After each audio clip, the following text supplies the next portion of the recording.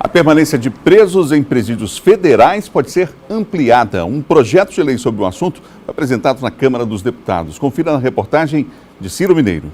No momento, não há nenhum detento enviado pelo Maranhão em presídios federais.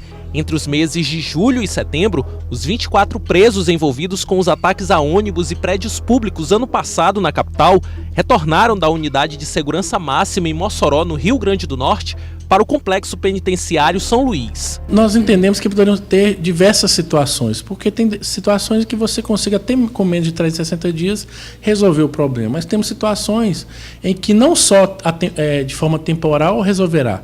Então a gente inclusive vem debatendo isso no Conselho dos Secretários, inclusive de uma forma de cumprimento em definitivo de pena em presídio federal por determinados presos, né?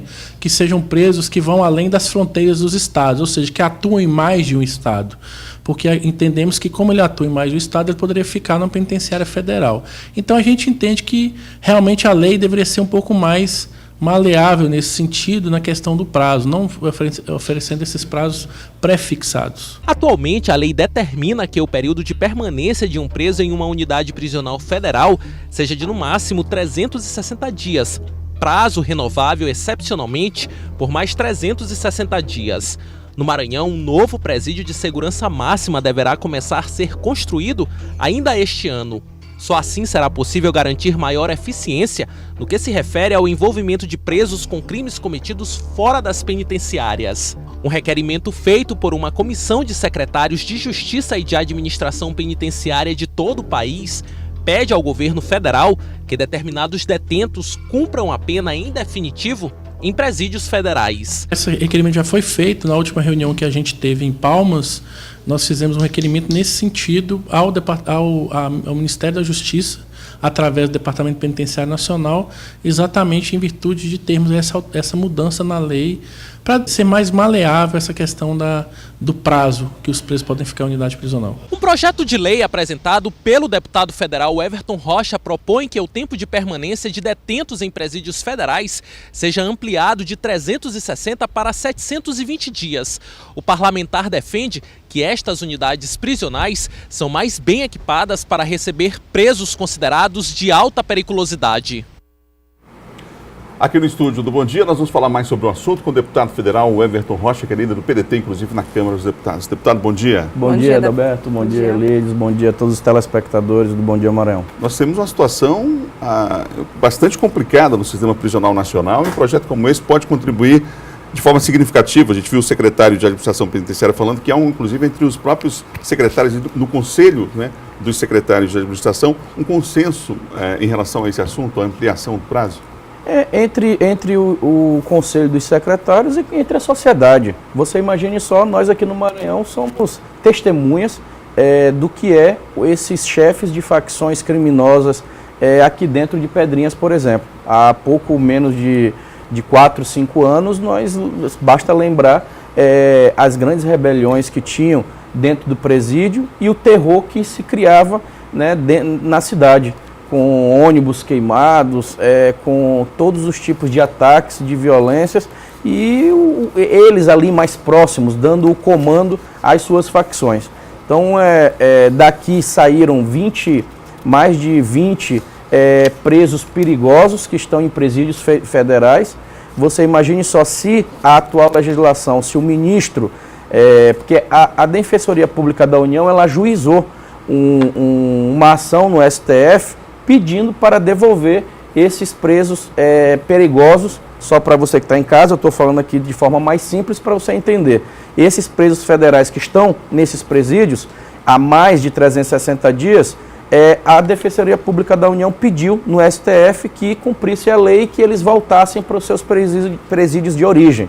Ou seja, Fernandinho Beiramar voltando lá para o presídio do Rio de Janeiro e vários outros chefes de facções criminosas voltando para os seus presídios. Então, realmente, no momento que a gente está vivendo, é surreal uma questão dessa. Ainda bem que o ministro Alexandre de Moraes negou a liminar.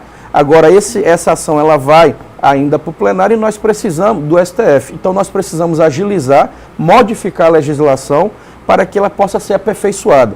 é preciso se dar mais prazo, é preciso que o Ministério Público e o Judiciário tenham condições de analisar caso a caso e não fazer isso de uma regra geral. Até porque, volto a lembrar, uma das pautas, dos pontos que mais amedronta a sociedade e mais se tem um apelo de todos é a segurança pública.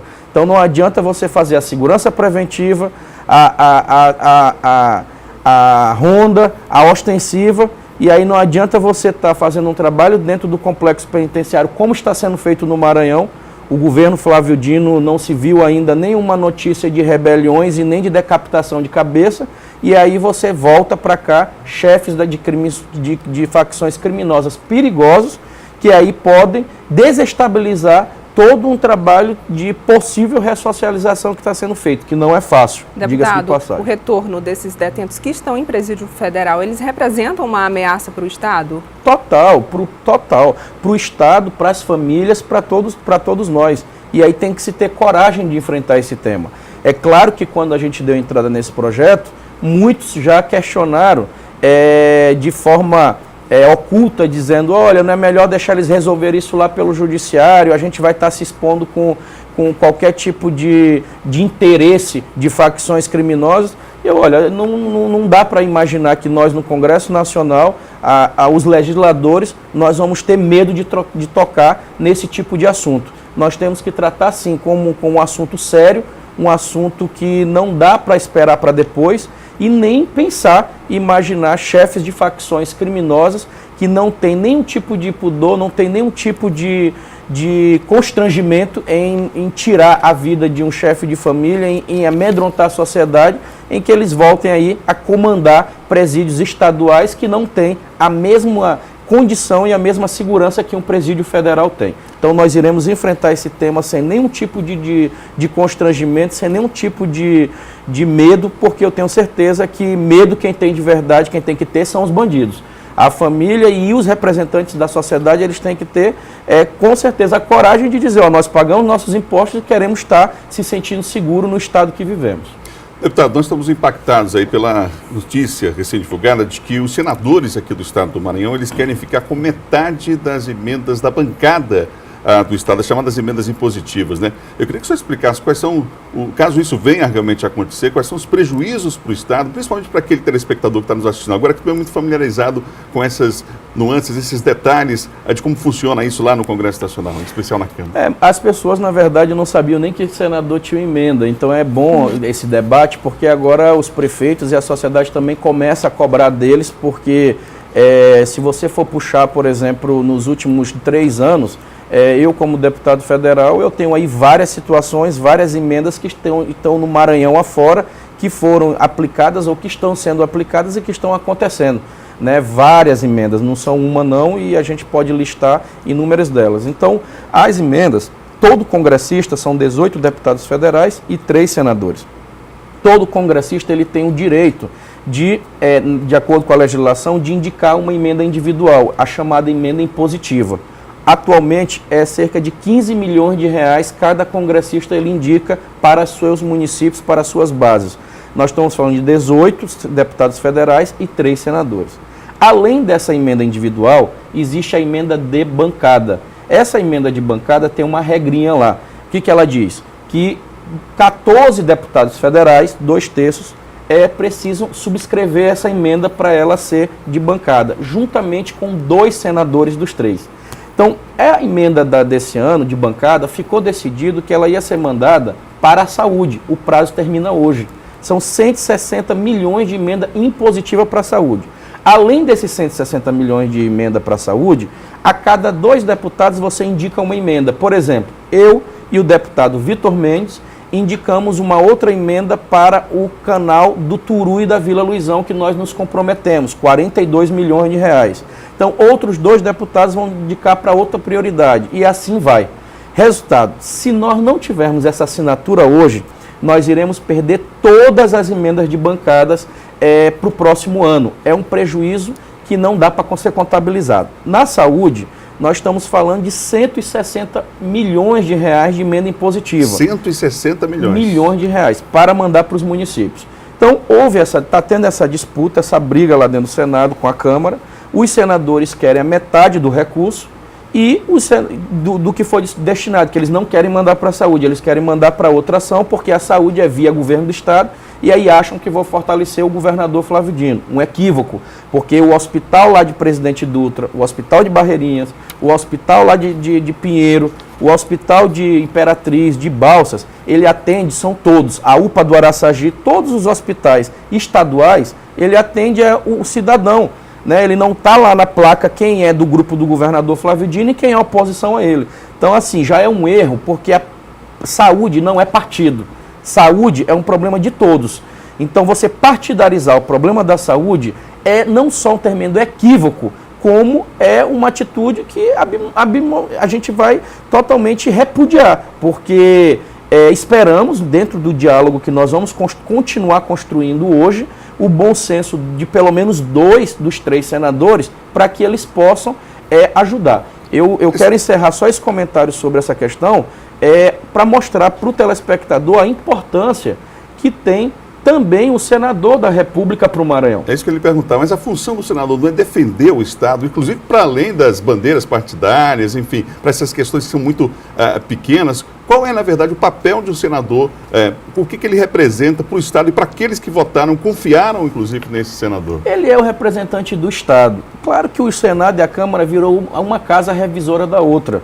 Agora, se ele é o representante do Estado, que é o argumento que eles utilizam, eu mesmo coloquei para o senador Roberto Rocha, disse, olha, se você é o senador que representa o Estado, nós, deputados federais, representamos o povo. Então, o povo e os prefeitos que representam o município, que é onde vivem as pessoas, estão dizendo que eles estão morrendo e estão fechando as portas porque não tem dinheiro para a saúde. Então, não é razoável imaginar que um representante do Estado não ouça o povo e não ouça a sua gente. Porque as pessoas não vivem em Brasília, as pessoas vivem nos seus municípios. Então a importância do senador além de ele ter que mandar as suas emendas para individuais que ele tem e ajudar nas emendas de bancada ouvindo a Casa do Povo e ouvindo os municípios, a importância dele é estar sintonizada com o governo do Estado. Porque você imagina só, se ele não está alinhado, ele não tem ali sintonia, olha os prejuízos que eles causam apenas com uma falta de uma assinatura. Eu não estou falando aqui de luta de partido, repito, mais de 160 milhões de reais, porque 160 milhões é da saúde, fora o canal lá do Quatraque, do Turu e da Vila Luizão, e fora várias outras obras que poderão ser prejudicadas, porque não se tem hoje o apoio dos senadores. Então, o governo, a maioria do orçamento da União, ela fica com o governo federal, a outra parte com o governo do Estado e um menor nos municípios. Agora, onde acontece a vida são nos municípios. Então, se a gente não tiver em Brasília todo mundo unido para mandar dinheiro para o Estado e para os municípios, como que os governadores e os prefeitos vão conseguir fazer uma gestão? Não vão. Impossível. Então, é preciso a gente ter esse espírito de união. Eu tenho rodado o Maranhão com o governador Flávio Dino. Todos os prefeitos que ele visita no Maranhão, ele não está perguntando qual é o partido para levar a escola digna, para levar o mais asfalto, para levar ações concretas do Estado, como ações de hospitais, e por aí vai. Por quê? Porque não é o que ele tem dito, não pode ser o prefeito de um partido. O prefeito é o prefeito de todos, porque todos vivem naquela cidade. Então o Estado precisa ajudar todos. Obrigada, deputado, pela sua entrevista. Um bom dia. Eu que agradeço o espaço. Obrigado, deputado.